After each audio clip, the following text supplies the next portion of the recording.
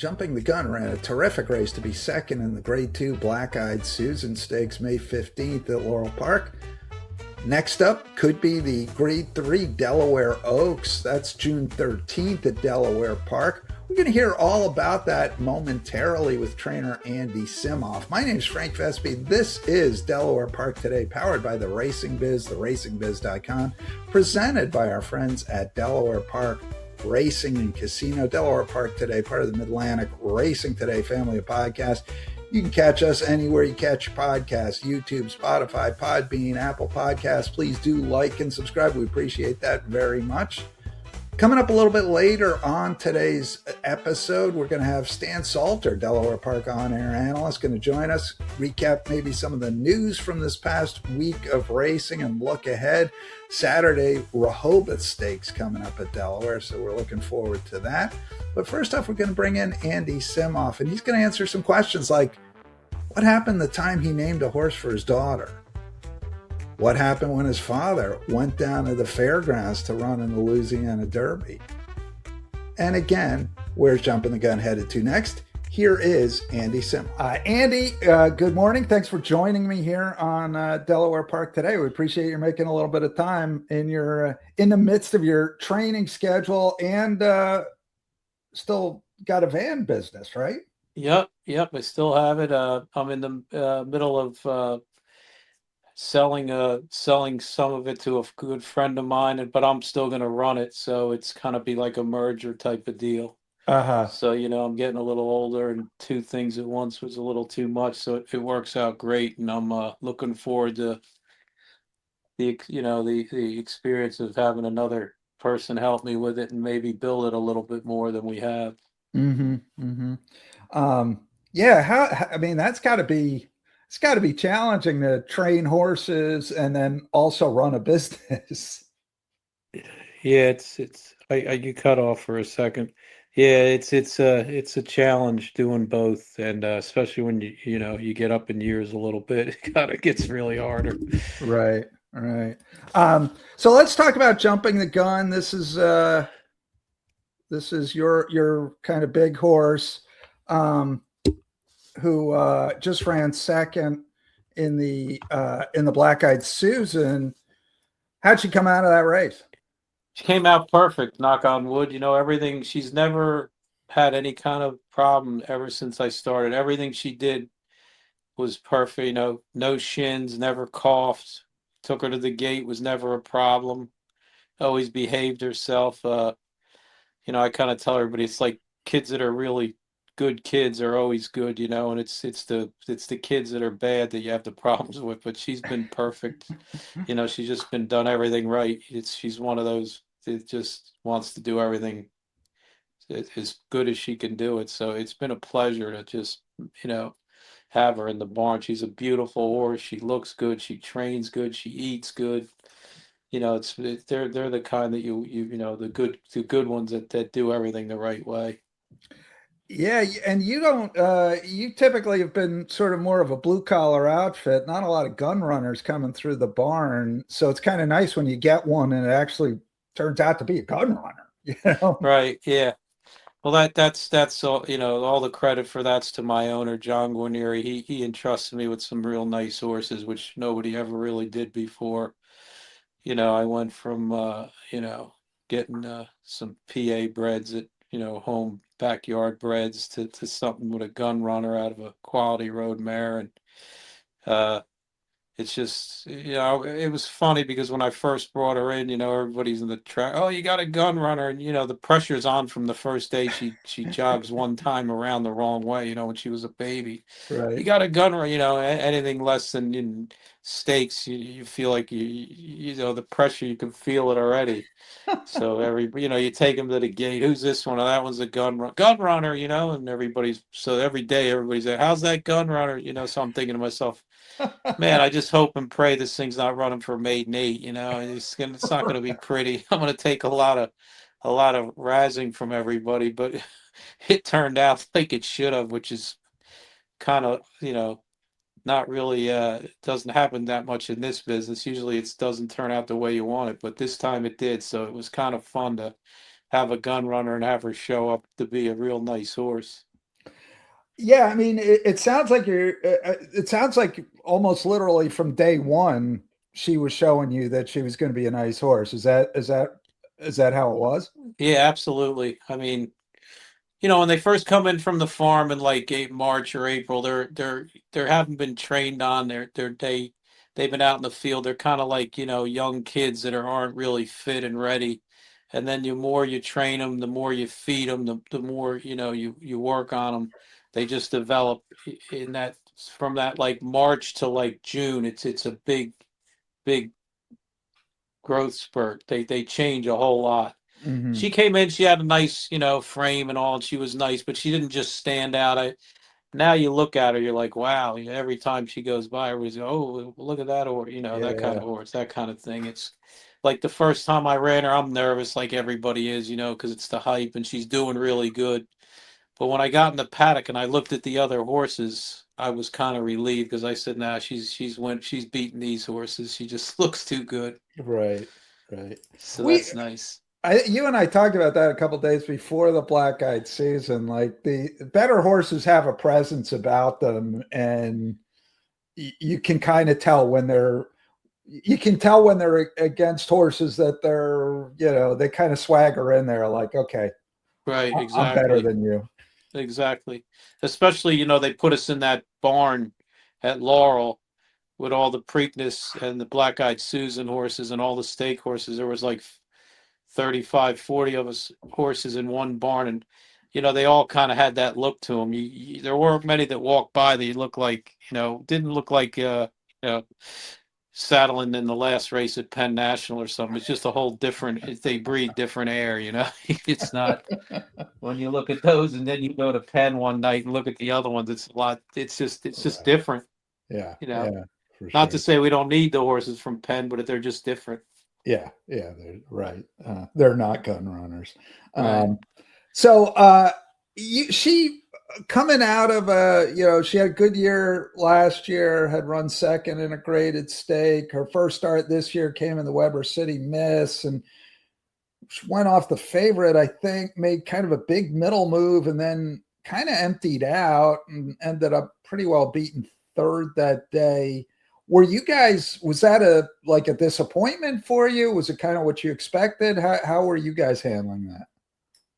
Well, everybody came to me after the race and like patted me on. Oh, you needed that one, but for me, she kind of fooled me because I thought she was on her game for the first race, so it was a huge disappointment for me Hmm. because I thought the way she was breezing and the way she was training, I thought she would beat that bunch. She had Hmm. she'd beat the winner before by like 15 lengths. So but everybody else was like, "Oh, don't worry about it." I kind of felt bad after the race, but I guess maybe she did need the race. I don't know Hmm. because she ran so much better this time. I mean, the horse that beat her in the Weber City Miss was back, behind her.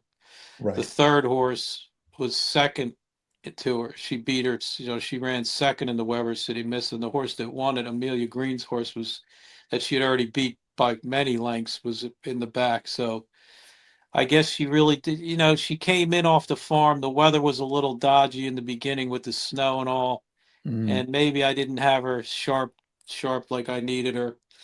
But going into the Black-Eyed Susan, like I worked her like a week before the race, and she worked real easy and like 101 and change, just easy. And she came back Hmm. to the barn squealing and kicking and jumping and just feeling good.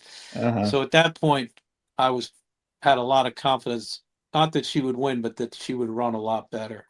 Yeah. Yeah. And she did run a lot better. I mean, for a minute there, it looked like you might get the money.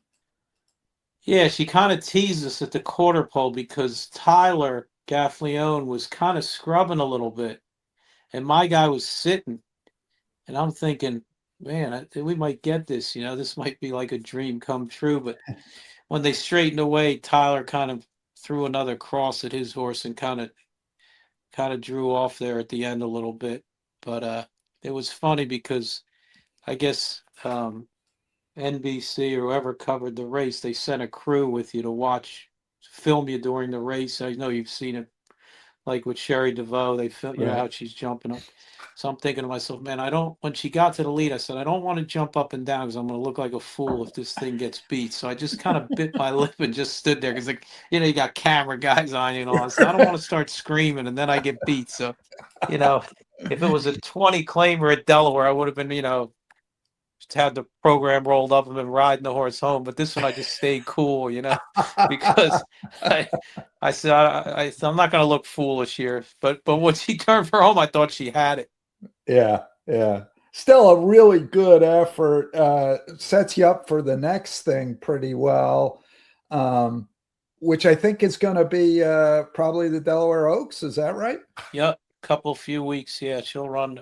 You know, if everything goes according to plan, maybe give her a little workout next Saturday and the following Saturday, and then after that, she'll run that next week. So, uh, hopefully, I think she's fit enough. She just needs a couple, well, you know, little maintenance works, and you know, she gets to run out of her own stall, which she's run good doing that. Although she ships fine, she's never a problem. Like I said, she does everything right. So I don't really see that as a great advantage, but you know, it's somewhat of an advantage. And hopefully the race doesn't come up with a bunch of bears. I don't know who's going to go in there. Somebody was Yeah. talking about Chad Brown might send one of his down. Somebody was saying the horse that ran second in the Oaks, but I would think they would go to New York and run in, I think it's the Acorn or whatever they have up there. Yeah, you'd think if the horse ran second in the Oaks, they probably have bigger fish to fry than the Delaware It, Oaks. At least they you would think, but who knows? You never no. know. But I think she should be one of the choices in there, hopefully. And you know, if she moves forward just a little bit off her last race, I think she'll be hard to beat. You know, so got Yeah. to see. Have you had an Oak starter previously? No, never run in the Oaks. Okay. No, so that'd be nice because you know, like this is my home track. Yeah. Yeah. Yeah. So Um yeah, that would be a pretty neat thing. I wonder I wonder when the last time the Oaks was won by a local trainer. that's a good question. I'll have Huh. to check. I'm going to ask that like, today or tomorrow. I'm going to find out for you because Yeah. that's a very good question. I mean, a local trainer maybe being Graham Motion. He's kind of local, but he really isn't. I mean, he's got a few horses here, but he's based at Fair Hill. But that's a good. I wonder if anybody ever like has been stabled on the grounds with their full, you know, all their horses if they've ever won it. That's a great question. Yeah, yeah. Yeah, you wonder, you kind of suspect like a Larry Jones probably won the Oaks at some point when Yeah, he I'm sure settled back there. in the day, but not that I Um, can remember. right, right. Interesting. Um, Now you've been, as I understand it, you've been at this a while, and your father had a horse win the Louisiana Derby. Correct. Yeah. Leo's Pisces in 1973. And as I understand it, that was kind of when you said, "I got to be involved in this business." Yeah, it was great. It was back, you know, and back then they got the horse racing got so much attention there, you know, like they say boxing, baseball, and horses back in the 73. So, you know, it was like front page of the New York Times sports section. Leo's Pisces stuns him in the Louisiana Derby. So it was unbelievable. And quick story about the Louisiana Derby is Yeah. they had a dinner before the race the night before, which they used to have at all these big races. They don't have it that much anymore, but so they have this big dinner, and Lucian Lauren had Angle Light in there, who was Okay. Secretariat's stablemate. Right. That was 73 was Secretariat. Yeah. So Lucian Lauren was there, and Lou Goldfine had a horse called, I believe it was Navajo, coming out of Chicago. And, you know, our horse was a real outsider. It was kind of a family thing. My father, my mother was there. So they go to this big dinner before the race. And the announcers, you know, he's the MC. And he says, okay, people, everybody, thank you for coming. Be careful on your ride home. Everybody, great luck tomorrow. So everybody stand up, putting their jackets on. So my father jumps up and he goes, you didn't talk to me yet. And the guy goes, well, who are you? And he goes, I'm Abe Simoff. I got Leo's Pisces. My father was a real character. He was, you know, if you, everybody knew him too. little crazy. So anyway, he gets up and he goes, listen to you. They hand him the mic. Everybody sits back down, and Lucian Lauren's like giving him a dirty look, like, what's this guy doing? So he sits back. He gets the grabs the microphone. He goes, let me explain something to everybody here. You don't know who I am. You think I'm some kind of crackpot. He goes, but at 5 o'clock tomorrow, every single one of you know my name. He puts the mic down. He walks out. So my mother's in the cab riding back to the hotel, and she goes, you made a fool out of yourself in there. And my father goes, what difference does it make? I'll never see those guys again. We're just having some fun. Well, what happens is Navajo bounces off the rail, hits another horse. We sneak up the rail, and we win and pay $108. That's a great mic drop moment, Yeah, isn't it? right. Yeah, You're I mean, all gonna especially know when my it name. especially when it works. Yeah, right. I mean, How the 98% of the time you run seventh, right? Yeah, right. There's a reason you're 50 to 1. Right. Um, were you at that race? No, I didn't go. Okay. But I've heard the story many times well, my mother used to tell it and laugh. Yeah, it's a great story. Yeah. So what happened to Leo's Pisces after that?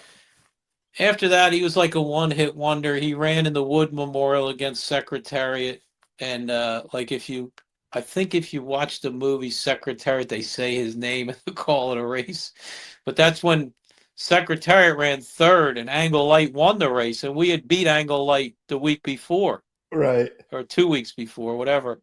So right. he ended up beating Secretariat, but we ran like seventh. I was there that day, Uh-huh. and after that, he got a little problem with his knee, and then we operated. He was never the same, and he ended up running for like 20,000. And then we retired and brought him home to our farm.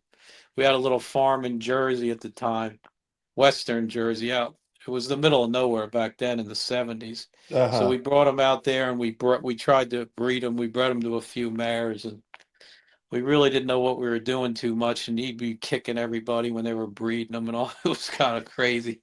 But we had a few foals, and I don't think they never, amounted to a whole lot. But that was pretty much, his 15 minutes of fame was the Louisiana Derby.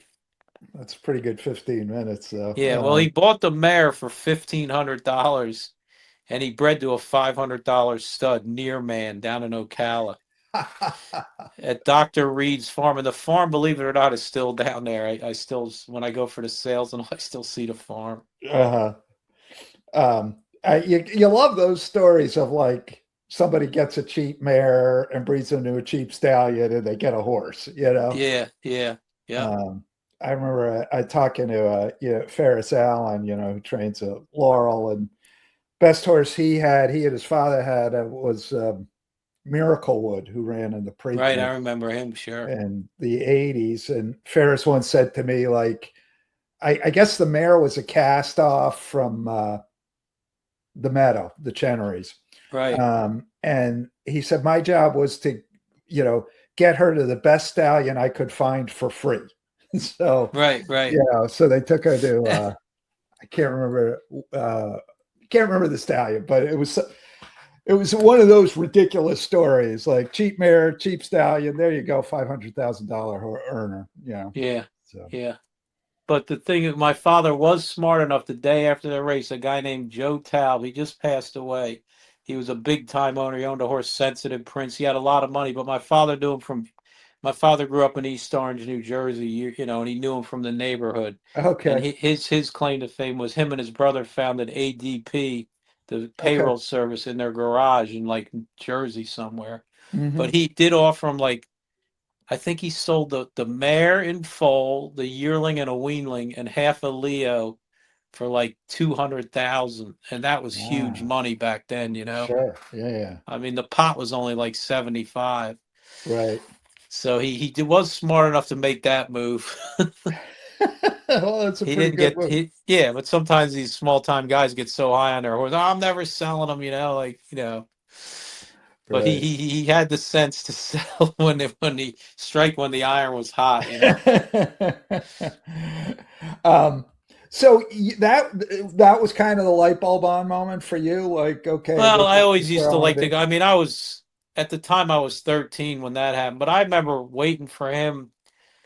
he had a regular job. He was a civil engineer, but he loved the horses. Hmm. And I remember waiting down at the kitchen for him to come downstairs at like 4:30 in the morning so we could go to Monmouth Park and watch the horses train.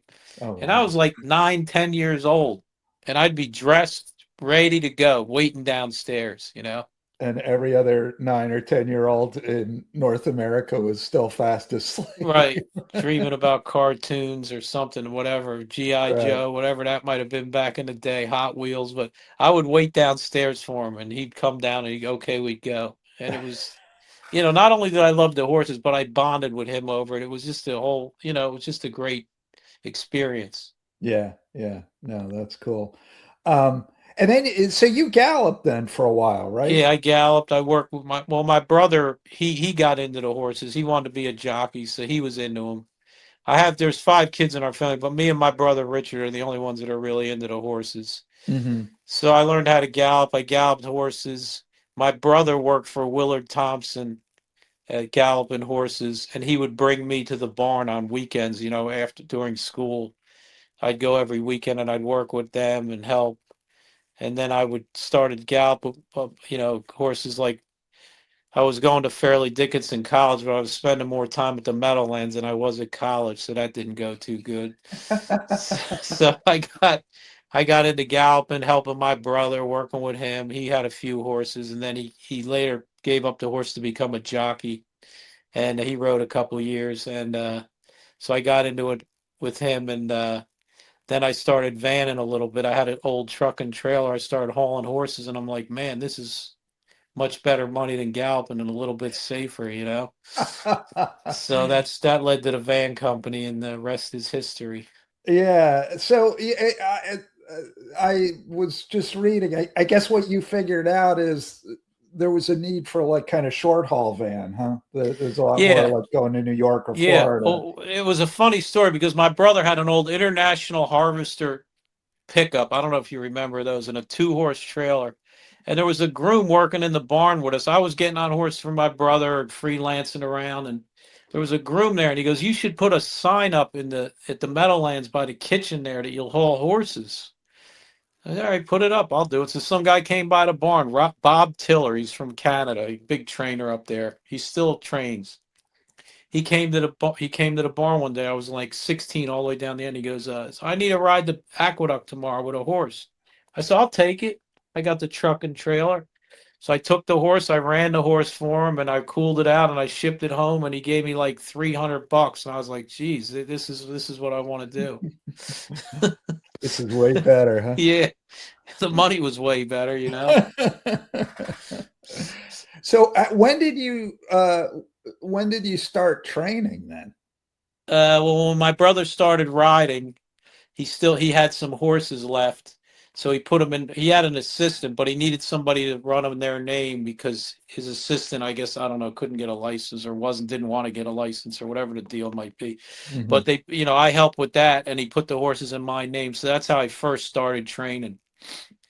So it was funny because I was at Delaware Park. It was in the like 85 probably. And he says, I'm putting a horse in for like next Tuesday. You got to go get your license. So I went over to front side. I told the stewards I got horses. I need to get a license. So the one guy comes over and he's giving the barn test. It was Donnie LaSarica. Years people would know him from years ago. And he says, you don't have a trainer's license? So I was around since I was a kid, And by then I'm like 25. So Uh, I go, no. He goes, give me that paper. So he goes, I'll never forget. He put the paper on my back and he signed it and he hands it to me. Here, go get your license. So then I go over to the stewards. I said, I got to take the written test. So he says, okay, here's the written test. So I take the test. And how much is a 3-year-old carry in the fall of the year? I didn't look at any of that. So I'm guessing what time scratch time. I didn't know. So I called my brother up. I'm just kind of half guessing on some of the tests because I really didn't know it that well. And called my brother up. I said, we might be in trouble. He goes, what? He goes, I don't know if I passed the written. I said, Donnie LaSarica had me just look at a bridle note. He knew me. He just signed it. That wasn't a problem. I knew everything at the barn. But he goes, oh, man, I entered the horse in your name. You're going to screw this up. I'm supposed to be riding a horse. So the stewards called me in the thing. I'm like ready to take my medicine. They said, "You did excellent. You got like a 96." I was like, really? So that was it. I was off to the races. So just guess. That's the answer, right? Yeah, I get. Yeah, I mean, it got me through high school.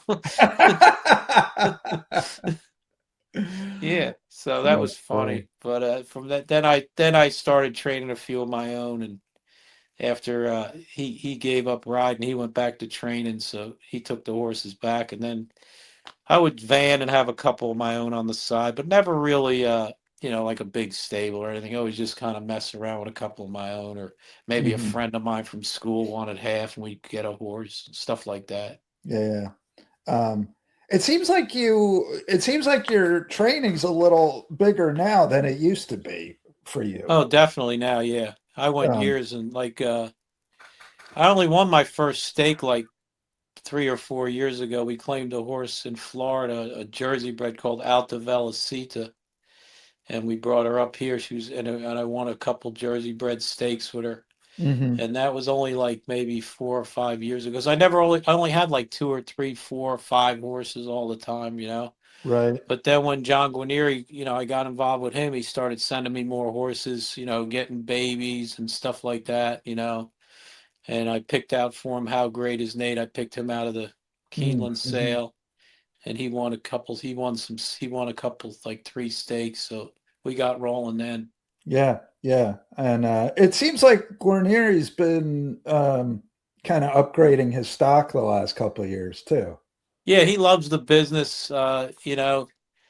He's a great guy. He takes his medicine when things aren't going right. Some of these guys get really mad and stuff, but he understands, and he gets it that he's in it more for the pleasure than to make it like a business. Hmm. He's Hmm. got a real good printing paper business that he's really very successful, and he's very, very sharp, smart guy. He knows business. He understands everything, Hmm. and you know we're we're pretty friendly. We hang out together down in Florida and all. So we've had a good relationship. And he trusts me. If I call him up tomorrow and I say, John, I want to buy this horse for 150 or whatever, okay.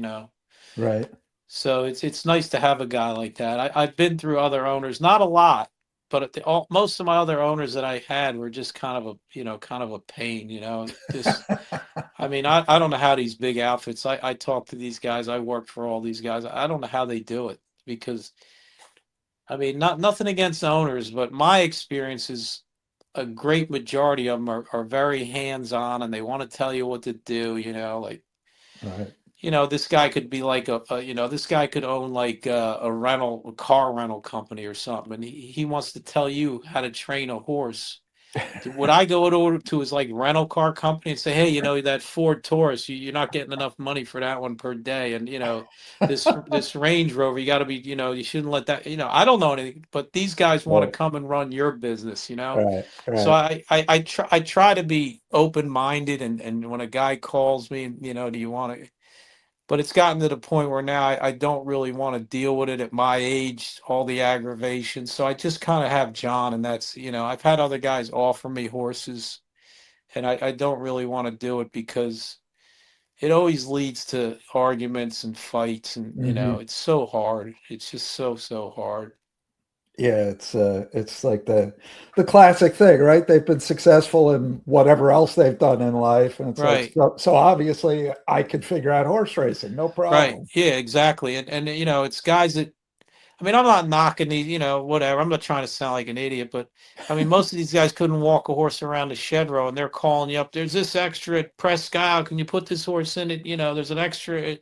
at Colonial. Can And well, the horse is a real bad shipper. She washes out there. What's that? Just do it. And it's I tell you what, if you get horses with a guy and he's a good guy, you got a friend for life because they're so hard to find. Yeah. I mean, Yeah. I've had a couple guys who were really good and took their lumps and all, but it's really special to find that kind of person because most of them, it's kind of like football coaches or, if something goes wrong, you're the first guy that they're looking to blame and fire.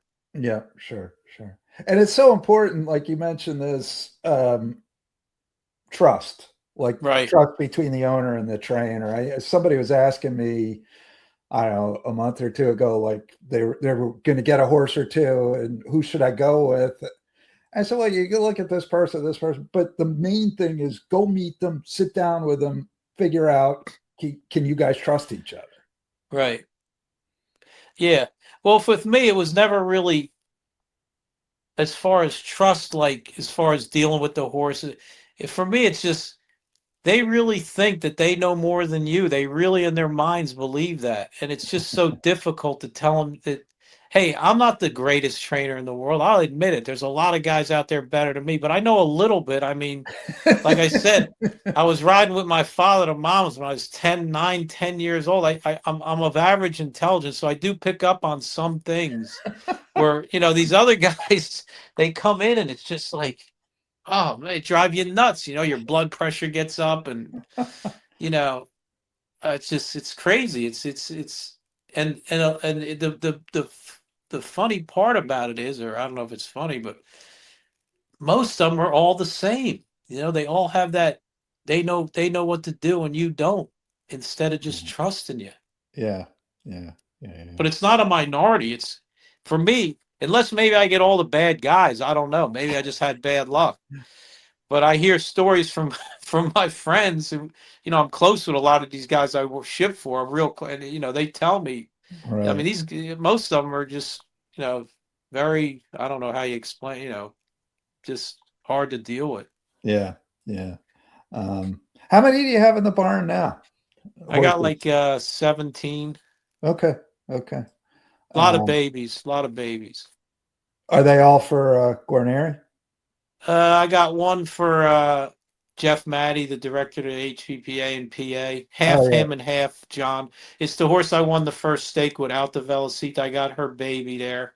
Oh wow, that's cool. And that is cool. And he acts just like his mom, easygoing. I love the horse. I mean, he just reminds me of his mother every day. And that's kind of nice Oh to come in and see that. yeah, She's yeah, got all her traits of just easygoing, nice, and does what you tell him to. And then I got some yearlings we bought at the sales. I got a Nyquist. I got American Pharaoh, a Spitestown. So, and yeah. then John has some. I got the half to jump in the gun, who's by Justify, and she seems to be really nice. So we're just getting to know him right now. So we can't really. Yeah, It's a little early to form opinions yet, but sure, sure. we'll be able to figure them out in another few weeks. So we need to keep an eye out for your 2 year olds hitting the track. Yeah, I Um, like 2-year-olds because they're just it's the only hope that I think is really getting a good one. You could claim them, but you're getting somebody else's problems. right, right. Um, now you when you had more, I guess, of your own, you sort of were renowned for names. You like to Right. name them for people. You had, I Yeah. remember, Scotty Silver and Sharon Yeah. Gunther, and I think there was a Kevin Whitty in there at some Yeah. point. Um, talk about that thought process. Well, I just kind of my brother kind of names him like he had this guy Billy Martucci who owed him a ton of money and ended up sticking him for like I don't know a lot of money. So he named everything Billy. Like Billy, I guess this guy Billy got in trouble with the cops or whatever. So he named one Billy got arrested, and then he named another one Broke Billy. And then so I kind of I liked it before, but I kind of picked up on that. But the best one I ever named, I thought was this. It was a guy named Philip Cohen, and I trained for him. And like I was saying before, it was the same old thing. He'd tell you what to do, and we were friends before, but at the end we kind of became not really friendly because it never ends good. It's just the way this business. I mean, it's kind of funny. You got to laugh, but at the end he owed me like $3,000. This guy was like a multi-millionaire, and he didn't pay me. So I got kind of mad. Not really, because I had trained for the guy for years and shit. I didn't really care. It was more of the principle. It wasn't the 3,000. Right. So I named the horse. I don't know how they let it go, but I named the horse. I named it Philip, but I named Phil Fill. So Phil, and then I Hmm. put up UP, and then I put Cohen, his name, and I put Philip Cohen's a piker. which means like a cheapskate, I guess. I don't know. I went on the thesaurus thing on the computer and I said, I want to put down cheap. And they said piker. Okay, I can't put Philip Cohen's. So I put Philip Cohen's a piker. And the horse ended up winning, like running second. I bought her for 3,000. She ended up going in the Delaware Certified Stakes and running second. And I had her most of her career. She made about 350,000 for me. Uh-huh. She was really nice. I ended up losing her in the claiming race, but I got a big kick out of that because it turned out to be a nice horse, you know. And even the guy Philip Cohen, like I got friendly with him after he took the horses from me, so we ended up being okay. But even he got a kick out of it. He would laugh, you know.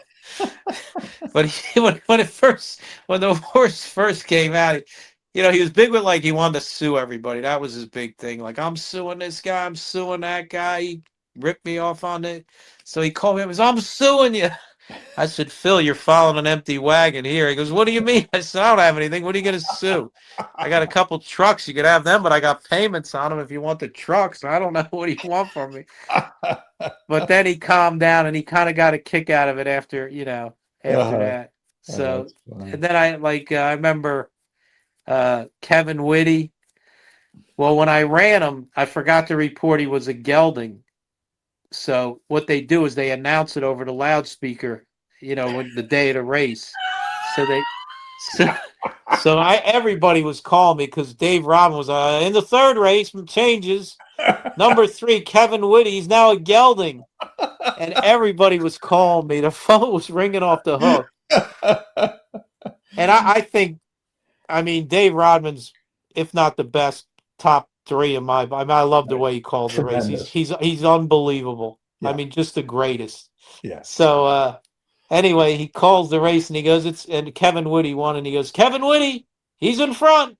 And he goes, Kevin Whitty, he's got first call here.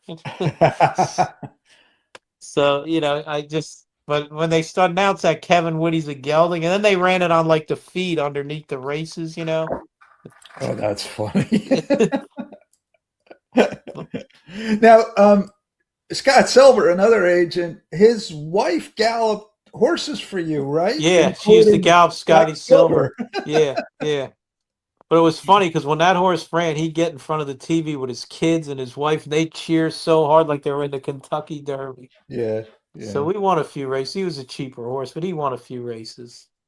Well, you got to do that, right? I mean, you got to cheer like you're winning the Kentucky Derby. It's so hard to win a race You're not anyway. kidding. You're not kidding. It's just so tough. I mean, I've had a really bad year so far, other than jumping the gun, and you try to do everything right and do the right and take care of it. It's just tough. I Yeah, mean, you can get on bad streaks, and it's hard. yeah, yeah. I would think that's especially true. Like you guys, you're a little bit smaller operation. If a couple horses aren't running well, you could go a while Right, without. exactly. And with Yeah. me, with the van business, I can't really claim, I don't like to. Oh yeah, I'll because claim the odd horse here and there, but it usually comes back to bite me, because, you claim a horse from a guy and then the guy ships into Delaware with 25 horses and he doesn't want to, ship with you. yeah, So, sure. you spend 10,000 on a horse that's worth 3 and now you lose the business on top of it. So, you're better off. I've learned my lesson, Yeah, so I yeah. don't really, it's hard to play with cheap horses if you don't claim. Yeah, yeah, for sure. Now, one of the horses, you told me a story one time, you named the horse after your daughter, but that kind Yes. of ended up Yeah. going sideways on you. Yeah, that was terrible. I named it after my daughter, Claire Simoff, and my daughter was little. She was like 7, 8 years old. And a guy came to the barn one time, and it was like in November here, and we're closing up, and the wind's blowing, and it's cold. And he goes, "What do you got for sale?" I said, "Buddy, they're all for sale." So he looks at the first one. "How much is this one?" I said, 3,500. He looks at the name. He said, "Okay, I'll take this one." He goes, "Next stall, how much is this one?" I said, 3,000. He looks at, "Okay, I'll take that one." So now he gets to Claire Simoff, unraced. Uh, she was turning 3. She was a 2-year-old, unraced, turning 3 this November. Over 2-year-old years, hasn't run. "How much is this one?" I said, "Oh, geez, I can't tell this guy. This one's not for sale." So I said, I'll say 30,000. I'm thinking in my mind, I'll say 30. He'll say no way, and he'll walk to the next one. So I said 30,000. He goes, take the blanket off. I'm like, oh, geez. So I take the blanket off. He goes, I'll take that one too. I'm like, oh. So I get home and my daughter, we're eating dinner. I'll never forget. She's like 8, 9 years old. Daddy, how's my horse? Oh no. Wanting to talk to you about that. She goes, what? I said, I sold her. You what? I said, I sold her today. And you know, you cry and you like can't get your breath. You're like, like that. She started crying like that, like, like I Oh said, no. oh my God. And my wife's like glaring at me. What'd you do? I said, I didn't, you know. So she got over it. I guess that's the danger of naming horses for people, huh? Yeah, exactly. But Uh, that's funny. Um, all right, so I guess next big. So I want to ask you. Actually, you pretty much are always you're based in Delaware all the time. You ever? What do you do?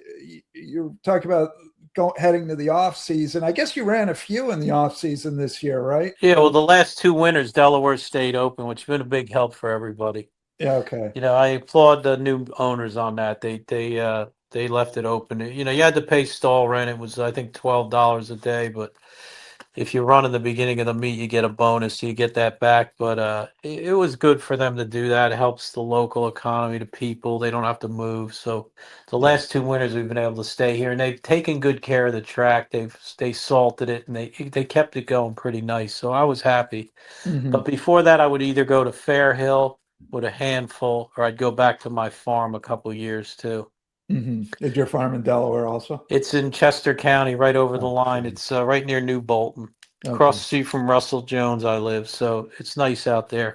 Hmm. And I have Hmm. a jogging machine, and I would jog them and run them, and never really did that great over there, but we got through the winter. Yeah. Yeah. Yeah.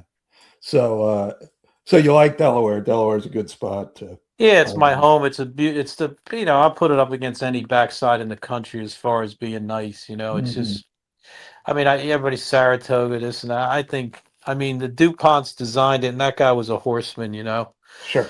they had, they were horse people, and Yeah. they designed the whole place, and they did it unbelievable. It's just they got turf gaps, you got places to graze the horses, you got long walk to the track. It's not no pavement. It's all, the horse paths are all sand, and everybody who comes there, you never hear anybody say, "Oh, I'm not coming back to the," they all love it. It's Yeah. just, it's hard because they don't run that many days. So it's Right. tough that way. Right. But as you say, with them being open, you can stay there and then run at Laurel, run at Right. Right. Philadelphia, wherever. Yeah. Uh, But you'll never hear anybody complain that, this backside's not, everybody who comes there loves it. yeah. Yeah. Yeah. Um, all right. Well, Andy Simoff, good stuff. So I guess we'll keep our eyes out, jumping the gun Yeah. in a couple of weeks, Yeah. hopefully in the Delaware Oaks. Hopefully I'm back on here talking about the great win, but we got to keep our fingers crossed. Yeah, well, yeah, that's it. You take care of step one, win the race, and then we'll take care of step two and get you back and Gotcha. talk about it. All righty. All right. Thanks All so right. I'll much. see you at the races somewhere. All right. Look All right. forward Take to it. care. All Bye. right. Bye. Now here's racing analyst Stan Salter on Delaware Park Today, powered by the Happy to be Racing joined Biz. here by Delaware Park on-air analyst Stan Salter. Stan, good morning. We're recording Thursday. Good to be with you.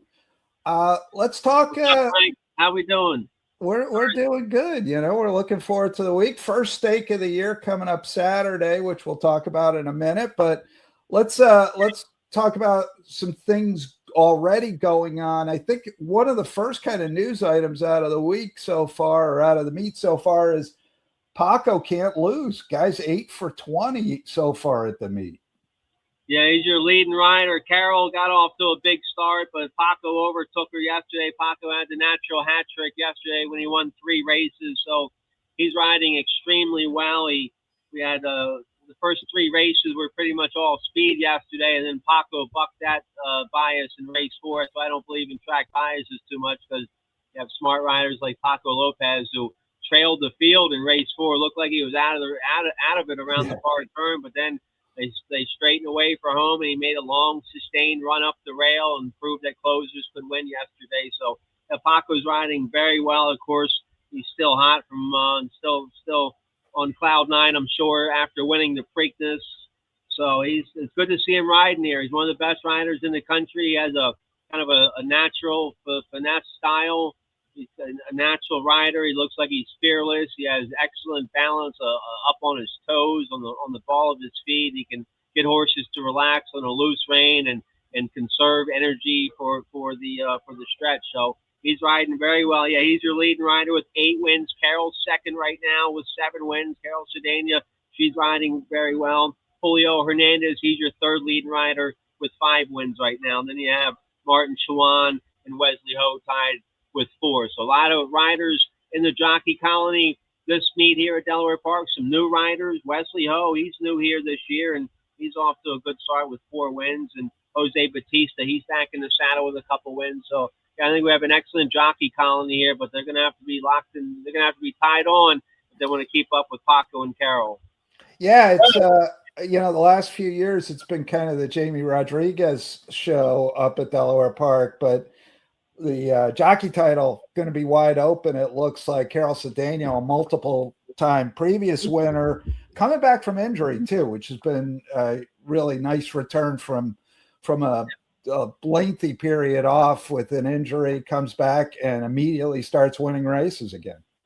Yeah, she's doing well. She worked her tail off all winter long here. I saw her getting on horses a lot in the mornings here and riding races all over the place before the Delaware meet started. So she was back to being race fit once the meet started, and she got off to a good start. She's riding for some good barns because she works hard in the morning. She's one of the hardest workers out there in the morning. Her and Julio Hernandez, I see them out there all the time working horses. So good to see him off to a good start. And our man Jamie Ness, he keeps on rolling. He's now won 8 races from 19 starts. That's over.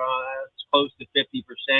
Then you have Bruce Kravitz, Mike Simone, Jose Rodriguez, Michael Gorm, and Kelly Dieter tied with 3 wins. So big battle there for second leading trainer. But Ness, he's off and running with 8 wins, and it looks like he might have the early pick 3 today. He's got a 10-year-old Yodel.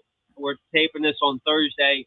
He's got the 10-year-old in the first race, Yodel, Iehu, and then he's got a heavy favorite races 2 and 3. So Ness could very well sweep the early pick 3 on Thursday here at Delaware. Yeah, he's really something. One of the things we talked about last week with you and Chris Sobosinski is the success Gary Capuano has had over the years at Delaware with younger horses and first-time starters. He did it again on Wednesday with Intrepid Fantasy, yet another of the Intrepid horses, a couple stakes winners. Wins first time out against Miss Sophistication, going 2 turns in the slop. Pretty impressive debut. Yeah, how about that? Only Gary Capuano can. Well, that horse that won first time out out of that good mare that's thrown a bunch of nice runners for Gary Capuano. So that's a real nice mare that horse is out of. But the sire, Jess's Dream, he's doing okay as a sire, but he stands for $3,000 down in Florida. And they beat the Into Mischief horse yesterday, the 8, the Jorge Duarte horse. I'm Sophisticated or something by Into Mischief out of a good mare. Into Mischief, the world's hottest sire right now, standing for $250,000. I think he might get up to $300,000 here pretty soon. But yeah, Gary had a $3,000 Florida sired horse who beat the Into Mischief. So that was pretty cool. His first time starter win percentage for Gary Capuano is outrageous. It's up in the 40-some%. So yeah, he prepares them well in the morning. That filly had a mile work. I had a couple of good works, and then had that mile maintenance work to put some fitness in her for that debut route that she had to face yesterday. But yeah, she ran big. So good to see Gary win, and he's got a bunch of nice horses, I think, this meet. Yeah, I think we'll be seeing a lot of Gary Cap. We always do, and but yeah, that continuing a trend there. All right, Stan, let's look ahead. Saturday, big card Saturday. You said right now we were off the turf yesterday, which was supposed to be the first turf. We're off the turf Thursday. You think it's 50-50 Friday. Saturday you think you're going to be on? Yeah, I think definitely Saturday. The weather for Thursday, Friday, and Saturday here at Delaware is going to be spectacular. In fact, the weather description on the news for tomorrow, Friday, just said beautiful temperatures. The high is like 79 tomorrow for Friday and sunny. I think the high is like 76 or something on Thursday. But yeah, all clear skies, sunny weather, temperatures in the upper 70s. So Thursday and Friday should really dry out that turf course. If we don't have turf on Friday, I think definitely we'll have turf on Saturday. We have 3 big fields going long on the turf on Saturday, part of a big 9-race card, with the feature, of course, being the $100,000 Rehoboth. That's going to be race 8 on Saturday. Well, let's talk about the Rehoboth to start with here. 6 furlongs, 100,000 fillies and mares. Hall and Ice, millionaire, multiple graded stakes winner, Saffie Joseph Jr. What do you think? Is Hall and Ice a single in this spot? Well, we'll see. Reading Chris Sobocinski's press release about this 5-year-old mare by Cold Front. She's the Arkansas bred leading money winner in the history of Arkansas bred. She's made over $1.2 million. Now, she's over 2 on the turf. She one of my pet peeves is when a horse is going well and winning and winning big and running big numbers. Why change anything? When Cigar was on his win streak, they didn't put him back on the turf, right? They kept him right where he was. So this filly, she does everything they ask of her. She won 2 big stake races earlier this year down at Oaklawn, a 98 and a 97 Buyer speed figure. So she was razor sharp. And then I guess they got ambitious and wanted to try a grade 2 sprinting on the turf at Churchill. She was 8-1 in there instead of being the heavy favorite, which is what she normally is in dirt sprints. So not really sure why they chose that race at Churchill last out. Maybe the dirt stake didn't fill or something. I don't believe that. But maybe the owner wanted to try it. The horse did run a good second. I see that last December down at Gulfstream, the horse ran a big second against Stakes Company, ran a 90 Buyer speed figure. But she's a multiple graded stakes winner sprinting on the dirt, and she ran upper 90 Buyer speed figures earlier this year sprinting on the dirt. So if she gets back to that form, yeah, she'll be awfully tough to beat. She could be a single. I'm not going to single on her. It's a 9-horse field.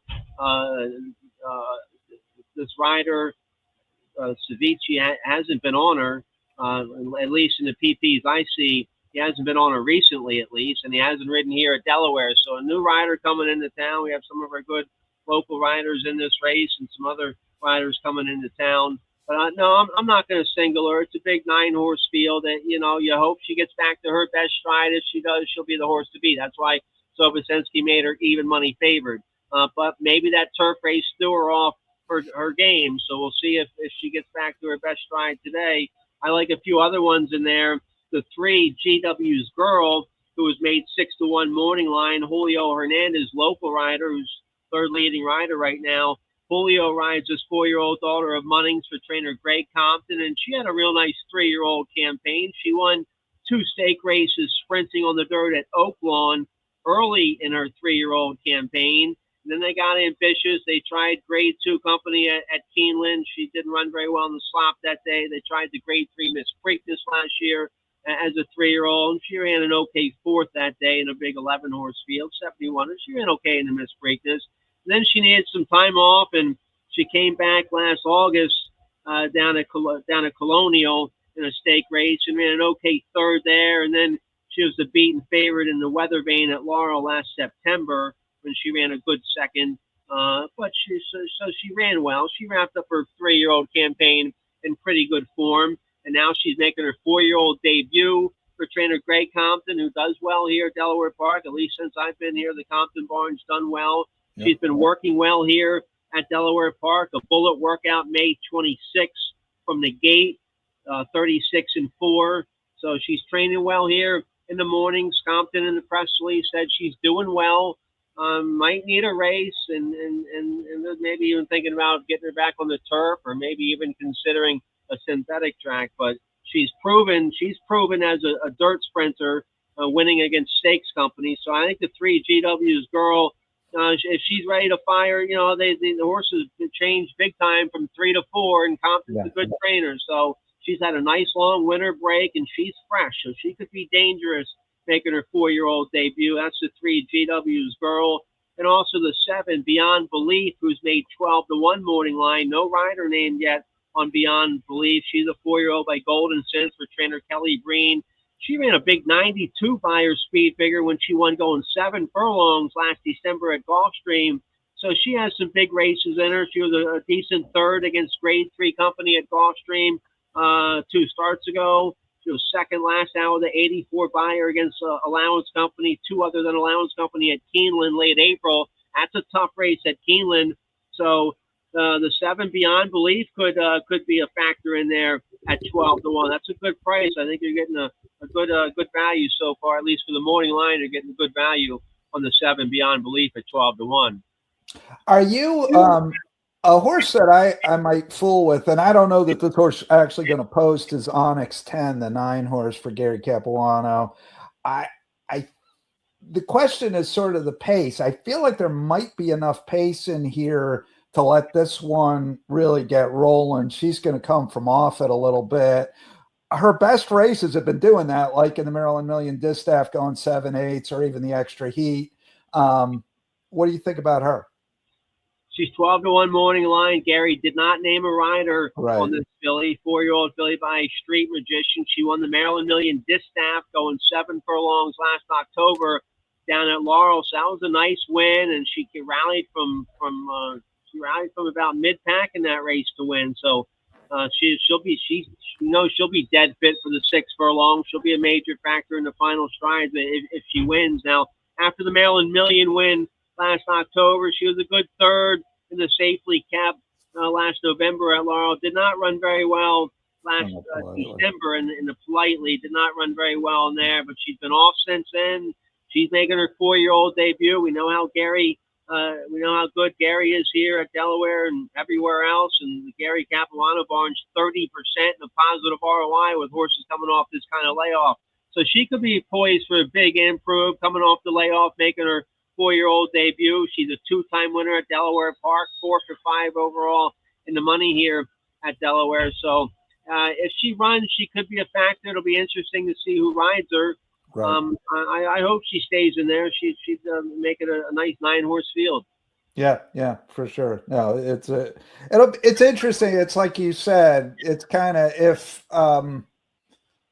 if Hall and Ice gets back to those high 90 buyers, hard to see her not winning here.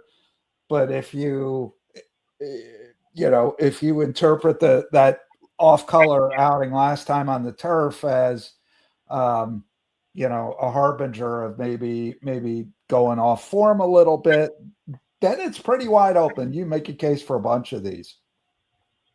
Yeah, she might be like, hey, I'm winning all these dirt races. Why are you running me on the turf? Come on now.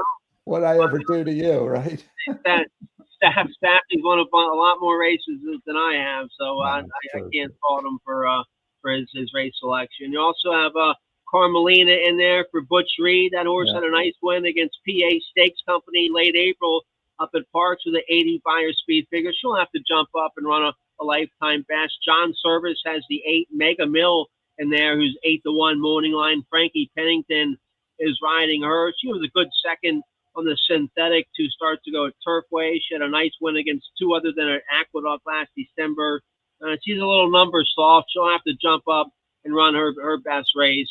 They all have to be Hall and Ice, but I think the 3 GW's Girl and the 7 Beyond Belief. I'm gonna on my pick 5s and everything like that. My late daily double. I'm gonna also use GW's Girl and Beyond Belief along with the favorite Hall and Ice in the Rehoboth.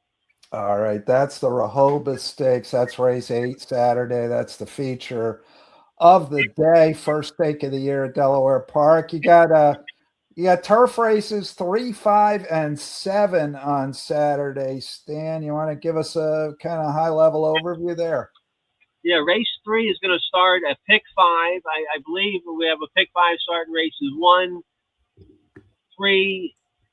It's messed up in the early cut for the DRF. They have it all messed up. They don't have our pick 5s right, but I know we'll have one starting races 1, 3, and I think maybe races 4 and 5, but we'll see. But pick 5 does start race 3. It's a maiden 16,000 for 3 and up, going a mile 70 on the turf, and a horse in there, the 4, Gold in the Sky, for new trainer Mauricio Nunez, who won a race, I believe, yesterday or last week here at Delaware Park. Jose Betancourt rides this horse, a 4-year-old gelding by Golden Sense. Made his turf debut last out, May 1st, down at Tampa in a cheap maiden race going long down there. And he sat about mid-pack early on and had a nice rally to finish third, 46 Buyer speed figure. Hopefully he can improve a little bit off that race and run another big race on the turf. So that horse should be tough in there. Gold in the Sky. Who else do I like in there? I think that's the only horse I like so far in that race.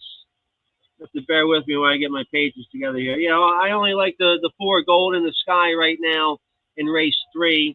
Then race 5, that's a 25,000 starter allowance race, going a mile and a 16th on the turf. And a horse in there, got a funny name, the 3-horse EJ Tima, for trainer Mike Deeney. Julio Hernandez will ride this horse, 5-year-old by Candy Ride. And this horse, a 3-time winner on the grass. He's been running against some tough company, against Keeneland last out in a 2 other than. He ran a decent 4th the time before. Two starts ago, he ran a decent 3rd going a mile at Keeneland against 2 other than with an 86 Buyer speed figure. So this 5-year-old should be real tough in this starter allowance condition here at Delaware. Should get a ground-saving trip with a good turf rider in Julio Hernandez. So I like the 3, EJ Tima, a lot in race 5. The odds for the other race, the odds for the Rehoboth are out, but the odds for the other races are not out. They'll be posted probably Thursday afternoon. But I also like the Steve Caceres horse in race 5. That's Picture This with Jose Batista aboard. That horse had a nice win right here at Delaware last September to wrap up his 5-year-old campaign. That was it might have been a big allowance race on Owner's Day when he stalked the early pace and had a nice win with an 80 Buyer speed figure. So Picture This in race 5 should be tough to beat. And that's all for the 5th race. And then race 7, that's a nice 16,000 starter allowance, going a mile 16 on the turf. There's a bunch of nice horses I like in there. Trainer Suzanne Tenius ships up from Maryland with a couple. Oh, What a Night, a homebred for Richie Blue. Great to see his silks running up here at Delaware. Longtime Maryland owner and breeder Richie Blue. He's had some nice horses with Ann Merriman, Holly Robinson. Now Suzanne Tenius is training for him, and Suzanne's doing well as a trainer. Carol Cedena will ride this horse. Oh, What a Night, a 6-year-old by Imagining, a 2-time winner on the grass. He won a race on the Delaware turf before, so I like that horse. Great Artist also for Setenius with Kevin Gomez aboard. The blinkers go on. That horse, he runs second off the layoff. He had a nice maiden score on the turf last year down at Laurel. And then Persistent for Mike Simone on the outside. Sonny Leone will ride. That horse had a good second at Monmouth last out, going long on the turf in a cheaper race. He's going to have to step up and run a bigger race. Italiano Kid was 4th last out at Laurel against Allowance Company. This will be his 3rd race back. Italiano Kid, a homebred for Lady Olivia at Northcliffe. Carla Morgan used to train for them. Now Urban Flores is training for him. Angel Cruz will ride Italiano Kid. That horse should be a factor in there. Then there's 3 horses on the back page that look tough in there. Latin Rebel has a lot of speed on the turf. Latin Rebel's a nice turf horse for Richard Hackerman and Mark Schumann. Jamie Ness has Fridays with Murray in there, who ran a good 3rd 2 starts ago at Monmouth on the turf. Then on the outside, William Downing with Julio Hernandez aboard. They have Special Agent Johnson in there. That horse is a 2-time winner on the grass. Finished a decent 3rd at Tampa 2 starts ago with a 71 Buyer speed figure. Looks like Special Agent Johnson, a big, deep closer, so they'll need a fast pace. It'll be interesting to see what kind of turf condition. I'm predicting firm or good for Saturday with all this beautiful weather we're getting Thursday and Friday. I say if we're not firm, we'll be at least good for the turf course on Saturday. So it'll be interesting to see if speed or closers are doing well. I think we normally have a pretty fair turf course. Speed and closers do pretty well. Like I said, I'm not a big believer in speed biases, especially after Paco Lopez bucked the bias yesterday in race 4. Yeah, no, good stuff. So we're looking forward to that. Looking forward to getting on the turf at Delaware Park. Hopefully Saturday. Hopefully Friday, but certainly looking forward to Saturday. Those 3 big turf races plus the Rehoboth Stakes, 6 furlongs on the dirt. So that should be fun. First stake of the year at Delaware. And when we do this again next week, Stan, we'll be able to wrap up the Rehoboth and start looking ahead. Delaware Oaks, Delaware Derby Day coming up June 13th. Yeah. The Belmont's a week from this Saturday, and then Delaware Derby a week from the Belmont Stakes. So the I don't know if the nominations will be out next Thursday. I'll have to check and see when noms close. They might close on Belmont Saturday. No, I'm sorry. Probably No, early. not to be early. They'll be taking entries. Yeah, they'll be taking entries that the following Wednesday for Delaware Derby Day. So noms will come out sometime next week, and it'll be exciting to dive into them and see all the horses that are coming here. It's always exciting to see the big outfits and top jockeys come for our stake races. It's like we say, it's a beautiful place where all the big names like to race, and that's true. We get a lot of the big outfits from Fair Hill, big outfits that are stabled here: Jamie Ness, Gary Capilano, and Michael Stidham. Don't forget about Tim Ritchie. He's got only a couple of horses right now, but we still have Tim Ritchie stabled here at Delaware Park. I believe he's still president of the Delaware Thoroughbred Horsemen's Association. He won a race last year here at Delaware Park. Of course, the trainer of a Fleet Alex, he was a half a head away from winning the Triple Crown. A lot of people forget how close he was to winning the Kentucky Derby. We all remember Fleet Alex winning the Preakness in the Belmont by a lot. But a lot of people forget he almost won the Kentucky Derby too. I think it was a nose or a head or something. It was real close. And he's won a bunch of races too. Thought we were talking last week about Ned Allard and guys like Jamie Ness getting into the Hall of Fame. Tim Ritchie's right up there too. He's had the big horse with the Fleet Alex, a Belmont and Preakness winner, Eclipse Award winner, and he's won a bunch of races. He's won a whole lot of races. I didn't look it up, but I'm going to say he's won over 2,000 races. I'll guess.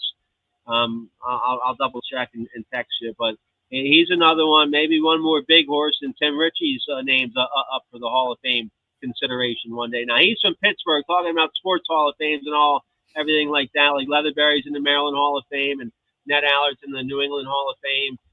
Tim Ritchie's from Pittsburgh. He's a big Pittsburgh Steeler fan.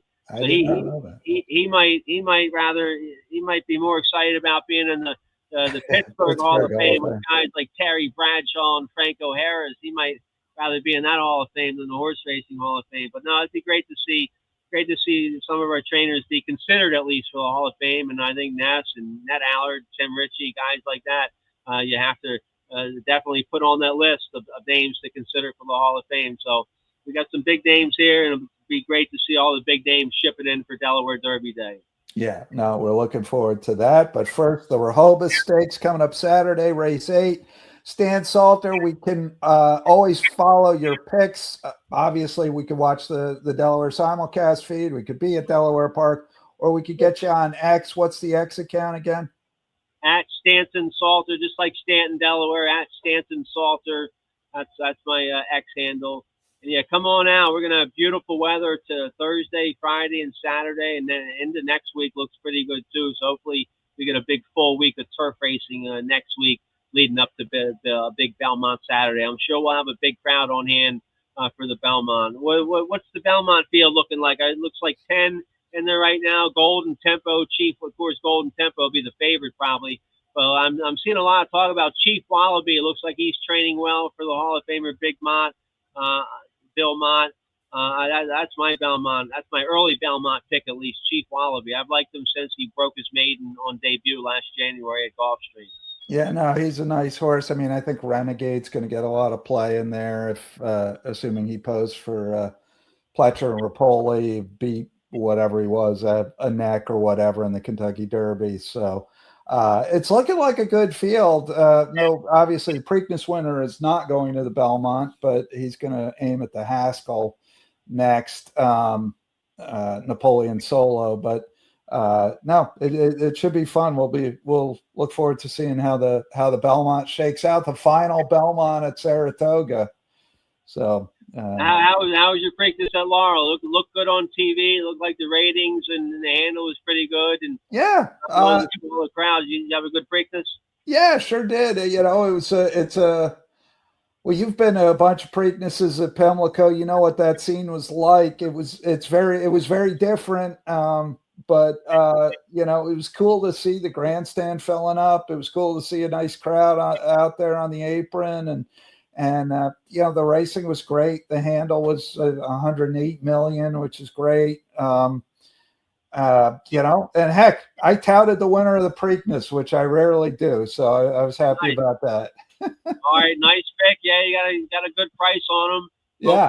Hopefully you had a few bucks on him. Yeah, I kind of overlooked that horse altogether. I know Andy Sterling liked him, and a lot of people in New York liked him. So yeah, he got the job done. I was rooting on the Riley Mott horse in there, Incredibolt. Maybe we see a horse like Incredibolt in the Delaware Derby. We'll see, but. I'm glad Laurel did well. Did they reopen Pasta Plus for Preak this week at Laurel? Sadly, no. Pasta Plus remains closed. So our lunch and dinners. Has anything gone in? Is that just empty space? There's no new restaurant in there yet? Nothing in there. Geez. I'm sorry. That was voted multiple times the best Italian restaurant in Maryland. It would beat out all the ones in Little Italy and Baltimore. So sad to see it close and nothing take its spot. Yeah, no, it is. And actually the if you remember in the parking lot of that mall, there was an Arby's, which is now, it's been under construction for quite a long time. I'm not sure what that's going to become. So I'm not even sure if anything is open in that mall right now, but they are doing whatever construction to create whatever they're creating. All right, get something good in there, Laurel. They used to have the Baskin Robbins right next to the Pasta Plus. Come on, Laurel, get it together. Get a nice Pasta Plus going there. Yeah, well, we'll hope for the best. Anyway, Stan Salter, good luck this weekend. Thanks so much for joining us here on Delaware Park Today, and we'll catch you next week. All right, thanks, Frank. Have a good weekend. Yeah, I'll have some more Delaware restaurant reviews for you next week. All right, perfect. Look forward to that. All right. Thanks, guys. All right. See you, Frank. Thanks for watching and listening to Delaware Park Today. Delaware Park Today, powered by the Racing Biz, theracingbiz.com, and presented by Delaware Park Racing and Casino. Delaware Park Today, part of the Midlantic Racing Today family of podcasts. Please like and subscribe. We appreciate that very much. Thanks to Stan Salter, Delaware on-air analyst. Thanks to Andy Simoff. And most of all, thanks to you for watching and listening. We'll catch you next week here on Delaware Park Today. But don't forget, Charlestown Races Today going to be out Friday, and Maryland Racing Today will be out earlier next week. And then again, Delaware Park Today. All these part of the Midlantic Racing Today family of podcasts. Thanks for watching. Thanks for listening. We'll catch you next time.